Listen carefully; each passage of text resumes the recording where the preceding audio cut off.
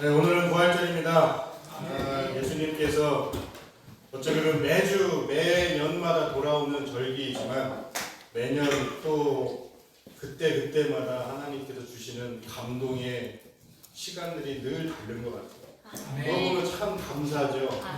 적응하지 않게 감사에 적응해서 어느 순간 감사한 마음을 잊어버리지 않게끔 끊임없이 우리에게 은혜를 허락해 주시는 그 은혜가 얼마나 큰지 모르겠어요.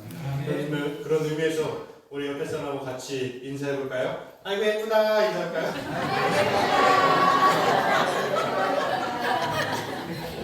얼마나 이뻐요. 주일날 딴 데 안 가고 예배 시간에 나와서 기도하는 예배들이 얼마나 이뻐요. 특별히 오늘은 또 우리 성가대 또 특별하게 옷도 좀 특별한 걸 바꿨고 또 오늘 무엇보다도 뜻깊은 것은 우리 중등부 학생들이 또 성가대와 같이 콜라보레이션을 하셔서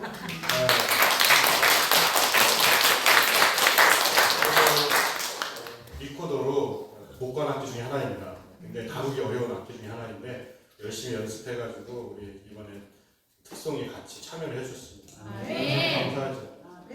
앞으로도 종종 이런 콜라보레이션을 할 수 있도록 열심히 연습하세요.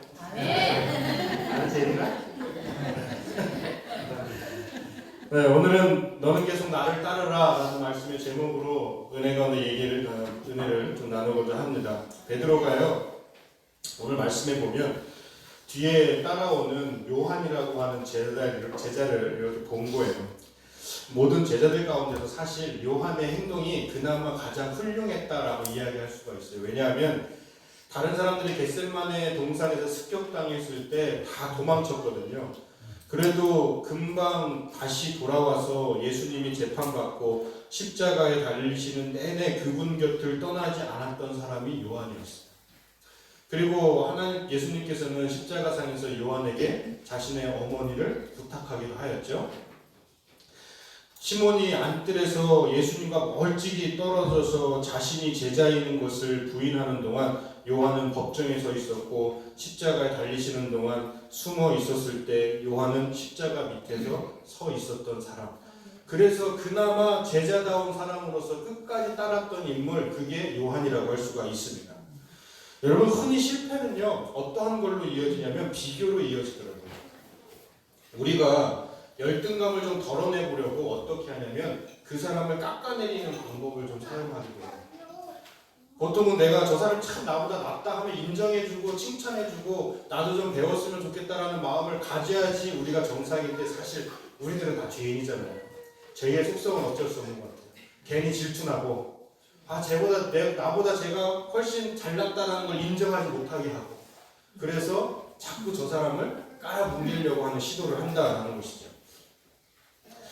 어느 쪽도 하나님에게서 온 반응은 아니라는 거예요. 깔아뭉개는 이 반응, 아무리 이유가 있다 하더라도 베드로가 요한을 가르쳐서 이렇게 얘기하죠. 이 사람은 어떻게 될까요? 하나님 예수님 라고 물어봤을 때 예수님께서도 베드로에게 이 질문에 대한 답변을 주시는 게 아니라 책망을 하고 계시단 말이에요. 왜냐하면 이 질문의 시작은 질투에서 비롯된 것이기 때문에 그렇습니다. 그분의 말씀은 사실상 이런 거죠. 요한은 내가 알아서 할 거야.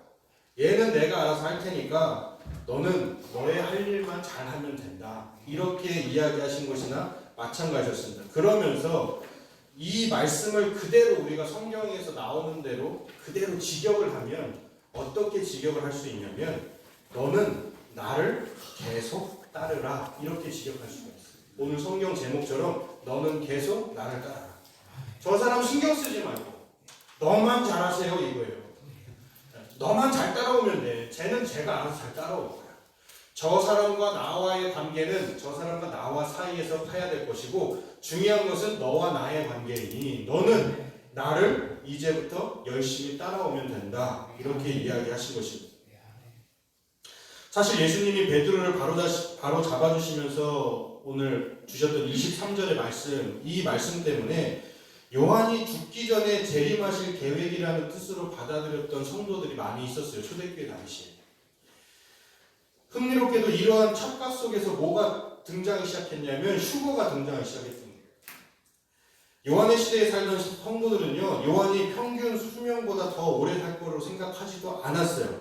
다만 예수님이 금방 재림하셨으면 좋겠다라는 자신들의 희망사항을 예수님의 말씀에 투영을 했던 거죠. 23절에서처럼. 그런데 요한은 그 소문이 잘못된 것이라는 것을 가르쳐주기 위해서 후반에 추가로 자기가 더 붙인 거예요. 이것은 그 뜻으로 하신 말씀이 아니라는 것을 23절 뒤쪽에 보면 얘기가 나오죠. 여러분, 세상 모든 나라와 마찬가지로 우리가 기업계나 이런 데서 출중한 능력을 타고난 사람들, 이런 사람들 우리가 지도자로 많이 찾죠. 능력도 있고 또 다른 사람들을 확 이끌 수 있는 어떤 카리스마가 있는 사람들. 그러면서 대인관계 능력을 갖춘 이런 정치가들도 찾기도 합니다. 또 군대에서는 어떻게 하나요? 올라가지 못하면 나가라, 이 구호를 택한 거죠. 그래서 장교들은요, 더 이상 올라갈 데가 없을 때까지 계급이 올라가든지 아니면 도중에 은퇴를 해야 돼요. 사실상 삶의 모든 분야에서는요, 큰 실패를 겪게 되면 사실은 면직 처리가 돼요. 우리가 직장에서든 사업에서든 큰 실수를 하게 되면 사업을 내려놔야 될 때가 있고 직장에서도 나가야 될 때가 있다는 것이죠. 제대로 하지 않을 거면 나가라. 이것이 세상의 이야기예요. 사실 그 세상의 법칙대로만 우리가 판단을 한다면 오늘 말씀 속에서 나온 베드로는 이제 예수님의 제자로서의 자격이 없는 사람이에요. 요한은 그래도 실수를 만회하기 때문에 그나마 다행인데 베드로나 그 기타 제자들은 더 이상 예수님의 제자로 사람들에게 이야기할 수 없다고요. 그들은 이미 배신했기 때문에. 사회의 법칙으로만 따지면 그들은 지도력도 없고 능력도 없고 바람에 나는 겨와 같이 이리저리 왔다 갔다 하는 그런 사람이었단 말이에요. 조금만 목숨의 위협이 오더라도 언제 도망갈지 모르는 사람. 그러니 지도자로서, 정치가로서 누가 그 사람에게 무언가를 맡길 수가 있겠어요? 그러나 하나님의 나라는 그렇지 않다는 거예요. 미국의 굉장히 유명한 대통령이었던, 그 대통령의 보좌관이었던 사람 중에 찰스 콜슨이라고 하는 사람이었어요. 이 리처드 닉슨 대통령 시절에 절친한 친구였고 보좌관이었던 사람들이었는데, 이 찰스 콜슨이라고 하는 사람이 사실은 미국 정치계 내에서는 굉장히 두려움의 대상이었어요. 그 사람의 권력이 어느 정도였냐면, 그 사람의 저서에 의하면 자신의 권력이 어느 정도였냐면, 우리가 그랜드 캐년이라고 하잖아요. 정말 그냥 엄청난 협곡의 향연이잖아요. 저는 한 번도 가본 적은 없지만 사진으로만 봐도 어마어마하더라고요. 그리고 그러니 그거를 실제로 보면 진짜 압도되겠죠. 가본 적이 없는 사람이 꼭 본 것처럼 얘기하는데 어쨌든 그런 식으로 이 허허 벌판에서 어느 정도의 권력가가 있냐면, 자기가 그랜드 캐년에 어디서든 거기서 멈춰 쓴 다음에 여기다가 전화기 한 대 설치하세요 하면 전화선 끌어와서 설치할 정도의 권력을 가지고 있던 사람. 그러니까 정치계 내에서 얼마나 두렵겠어요. 그 사람의 말 한마디면 자신들의 목이 다 날아가는 거예요. 그랬는데 이 사람이 리처드 닉슨 대통령의 치부를 감추기 위해서 엄청나게 노력을 했었거든요. 그래서 한마디로 해결사라는 별명까지 가지고 있던 사람이었어요. 근데 결국은 진실은 드러나게 돼 있어요. 그래서 이 드러난 진실에 대한 책임으로 우리가 흔히 잘 알고 있는 워터게이트 사건이 바로 이 사건의 중심이에요. 근데 이 사건으로 인해서 찰스 콜슨이 거짓말도 하고 사람들끼리 막 연합해가지고 재판에서 승리하기 위해서 힘을 썼다라는 게 들통이 나고 결국 하루아침에 자신의 권력의 끈이 다 떨어지고 감옥에 갇히게 된단 말이에요. 명예와 지위나 이런 것들을 다 잃어버리게 되었어요. 그런데 놀라운 것은요, 이제 여기서 자신의 정치 생명이 끝난 거란 말이에요. 그런데도 불구하고 놀라운 것은 하나님께서 모든 것들을 다 빼앗긴 그에게 찾아오신 거예요. 그가 성경이나 이런 말씀들을 쭉 읽다 보니까 감옥에서 생각을 해봤대요. 당대의 모든 석각들이 다 모여가지고 이 리처드 닉슨 대통령의 치부 워터게이트 사건을 좀 감추려고 어마어마하게 노력하고, 하여튼간 똑똑하다고 하는 사람들은 다 모여가지고 이 재판에서 승리하기 위해서 서로 간에 말 맞추고 막 이 짜맞추는 시간을 다 가지고 있었단 말이에요. 그런데 그렇게 똑똑한 사람들이 다 모였는데도 불구하고 고작 한 달도 안 돼서 거짓이 다 들통났어요. 그러면서 그가 어떤 생각을 했냐? 뭐냐면, 야, 자기가 생각했을 때 이렇게 똑똑한 우리들도 거짓말을 치기 위해서 어마어마하게 노력했는데 불구하고 한 달도 안 돼서 거짓말이 다 들통났는데, 이 세상에 말도 안 되는 부활의 이야기가 아직까지도 거짓이라고 누구도 이야기할 수 있는 어떤 증거들이 아무것도 나오지 않는 걸 보면, 야, 예수님께서는 정말 살아 계시는구나, 예수님께서는 정말 부활하셨구나, 이거를 깨달았던 거예요. 이것을 자신의 저서에 거듭나기라는 그 책에 나와 있습니다. 자기같이 똑똑한 사람들은 사람들을 속이기 위해서는 얼마든지 속일 수 있다고 착각하면서 살았는데, 근데 제자들은 반대였잖아요. 제자들은 무식한 사람들이었어요. 똑똑한 사람들은 별로 없었단 말이에요. 그런데도 불구하고 그들은 거짓말이 아니기 때문에 사람들이 아무리 거짓이라고 이야기해도 그 거짓말이 아닌 사실이기 때문에 깨지지 않는 그 증거, 부활의 증거들이 계속해서 속속들이 드러나니까, 그러니까 지금까지도 예수 그리스도의 부활은 깨지지 않는다는 것이죠. 그러면 이 부활했다라는 사실을 끝까지 지키면서 증거했던 사람들이 누구였겠냐? 바로 실패했던 베드로, 도망갔던 마태, 마가, 이런 사람들. 선교하다가 힘들다고, 마가 같은 경우는 선교하다가 힘들다고 도망갔던 사람들이 한 명이에요. 바울한테 엄청 찍혔죠. 그래서 난 다시는 쟤랑 선교 안 가, 이랬단 말이에요. 성경에 그대로 기록돼 있어요. 네. 그렇죠? 난 다시는 안 가 그랬는데 또 바울도 나중에 또 다시 한번 또 선교의 도침을 받고, 그래도 제가 참 좋은 사람이에요 한다는 거예요. 수많은 실패 속, 역경 속, 목숨이 위태로운 상황 가운데서도 그렇게 배신했던 사람들이, 그렇게 예수님 떠나갔던 사람들이 안 떠나요. 목숨을 내놓기 시작한다. 베드로는 실패를 딛고 일어났을 때 다른 사람이 되어 있었습니다. 자신이 무능한 존재임을 정할 줄 알고 자기를 믿던 자신감 대신 예수 그리스도를 신뢰하기 시작하는 순간, 그 베드로의 삶이 바뀌고 그의 성격이 바뀌고, 그가 그렇게 예수님을 지키기 위해서 칼을 빼들 정도의 엄청난 성격을 가지고 있던 그 사람의 성격이 다른 방향으로 바뀌기 시작합니다. 복음을 전하는 데 있어서 열정을 다해서 가고, 감옥에 갇혀도 그 안에서 두려워하지 않고 기도하는 사람, 그렇게 하나님께서 변화시켜 나아가셨다는 것이죠.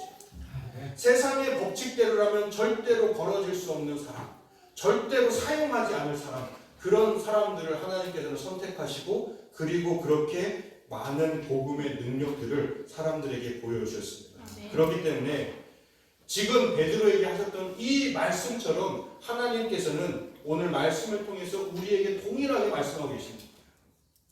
다른 사람 눈치 볼 거 없다는 거예요. 다른 사람이 어떻게 살아가든지, 다른 사람들이 어떤 신앙인을 가지고 있든지 그거 신경 쓰기 전에 일단 하나님을 따르라는 거예요. 계속해서 따르라는 거예요. 우리들은 사실 다른 사람 눈치 많이 보잖아요. 그죠?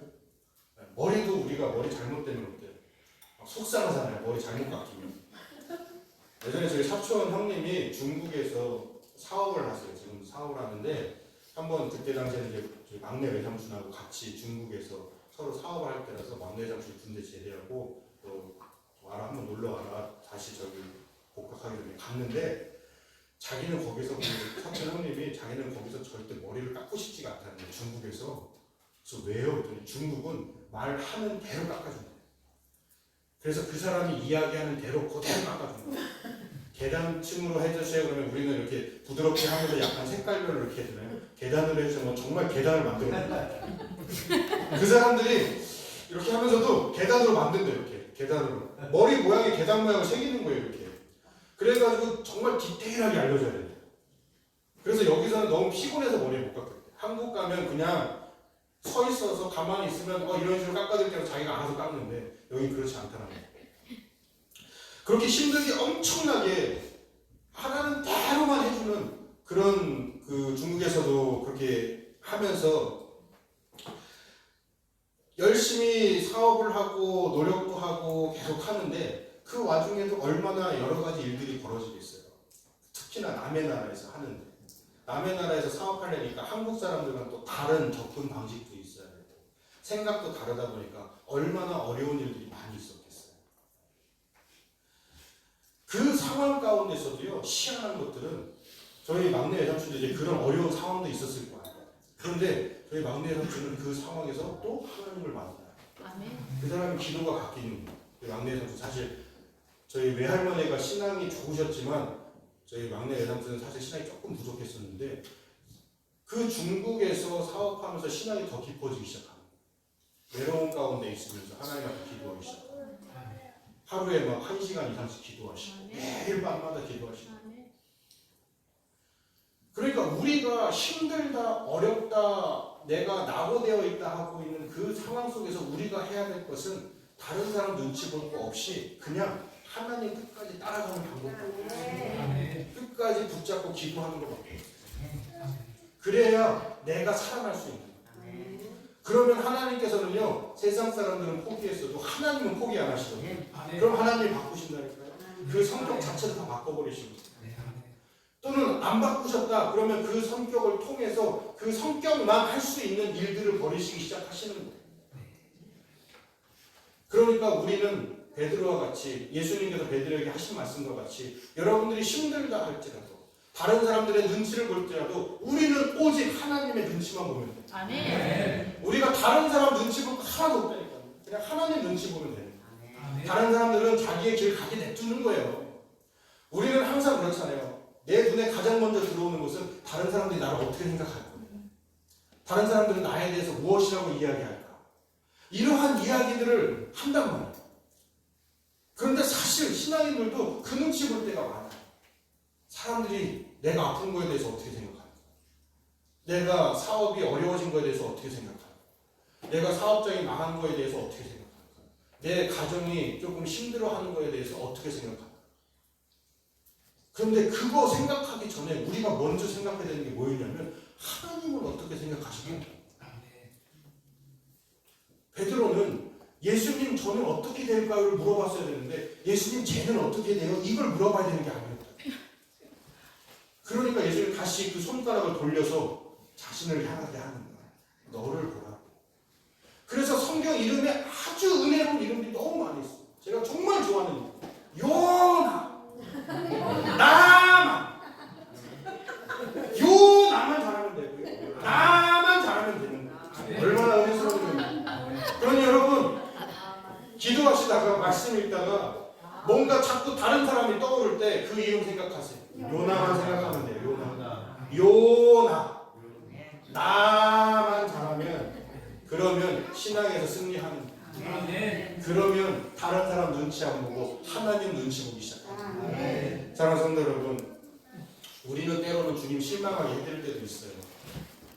저도 목사지만 생각으로나 마음으로나 때로는 행동으로도 주님께 좀 부끄러운 모습을 보일 때가 왜 없었겠어요? 지금도 있을까요? 없을까요? 네, 그런 건 다 나중에 천국 가서 하나님한테 물어보시고. 네, 우리 목사님은 그럴 리 없다 생각하시면서 저라고 왜 없겠어요? 다 똑같은 것들이죠. 그렇지만 주님의 부르심이 바로 그런 우리를 향하고 있다는 거예요.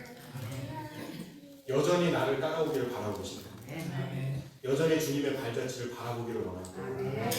부끄러워도 두려워도 실패해도 예수님께서는 넘어졌으면 손 내밀어서 일으켜 세우시고 걸어갈 힘이 없으면 안아서 가시던 업어서 가시던 그렇게 우리를 끌고 가시는 분이시죠.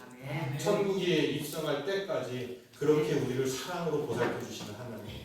그 하나님께서 오늘 여러분들에게 너희들은 다른 사람 눈치 볼 거 없이 나를 계속 따라오라고 말씀하고 계십니다.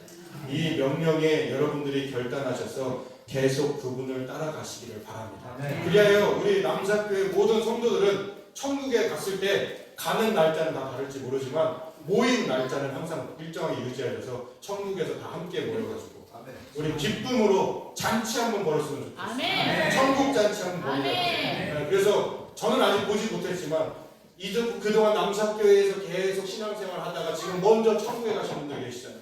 그분들이 잔치 준비하시겠지. 음식도 그분들이 하시겠지. 아니 뭐 처음 왔는데 뭐 그 사람들이 나보고 하라고 하겠어? 막내가 왔으니 이제 막내가 이래라 이런 거 하시겠어? 천국인데 그분들이 다 하고 계시겠지. 아멘. 그분들이 다 털을 닦고 계시겠지. 그러니 여기 계신 분들 중에서 나보다 저보다 먼저 갈 것 같으신 분들은 먼저 가셔서 미리 준비하고 계시는 거예요. 알았죠? 그러니 가셔서 우리가 천국에 만났습니다. 다 같이 웃으면서 추억도 좀 나누자고. 야 그때 뭐 예린이가 그거 그거 리코더 했는데 야 그거 봤어? 걔는 아직 안 왔지? 조금 더 있어야 와요. 그러면서 좀 놀자.